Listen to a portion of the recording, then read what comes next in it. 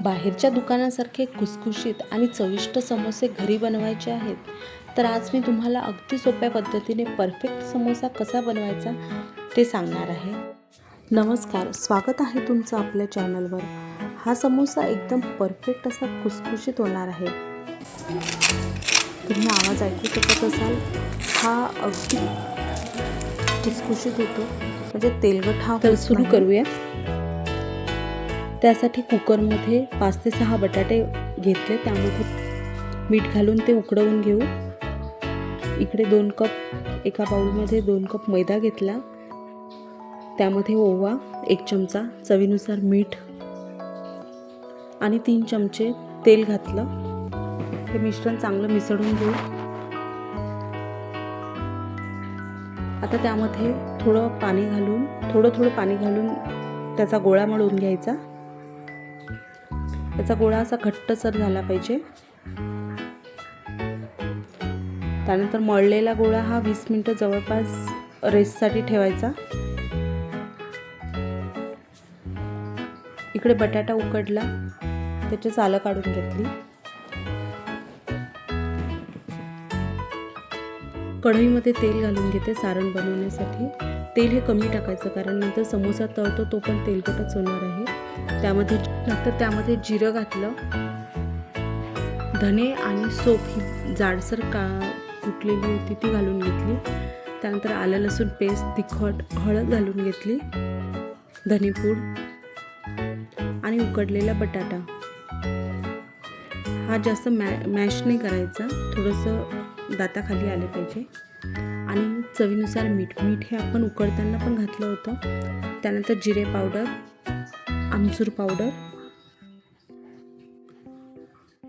हे चांगलं मिक्स करून घ्यायचं. त्यानंतर कोथिंबीर घालून परत एकत्र करायचं.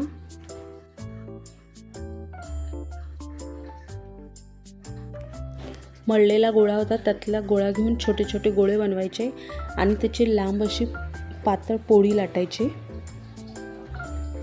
आणि मधून त्याचे 2 भाग करायचे.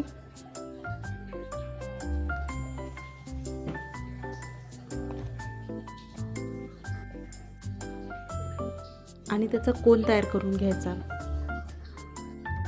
अशा प्रकारे.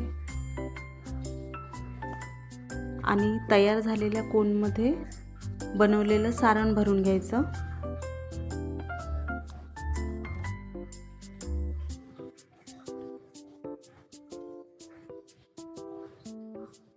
आणि तो चिटकवून घ्यायचा, म्हणजे त्याला समोसाचा आकार येईल.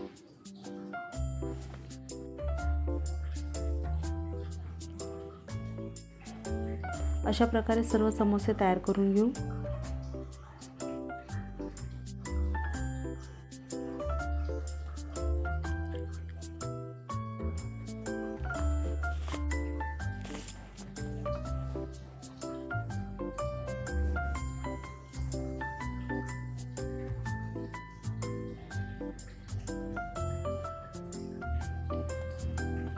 कढईमध्ये तेल घालून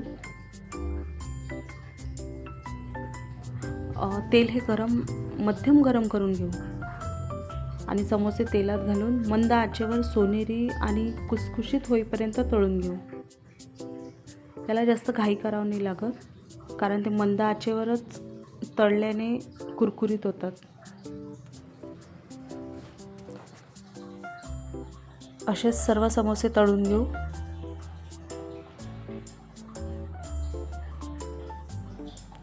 वा, आपले गरमागरम समोसे तयार आहेत. हे हिरवी चटणी आणि चिंचेची चटणीसोबत छान लागतात, किंवा सॉस बरोबरही खाल्ले तरी चांगले लागतात. ही रेसिपी आवडली असेल तर व्हिडिओला लाईक करा, चॅनलला सबस्क्राईब करा आणि अशाच स्वादिष्ट रेसिपीसाठी बेल आयकॉन नक्की दाबा. भेटूया पुढच्या रेसिपीसोबत. धन्यवाद.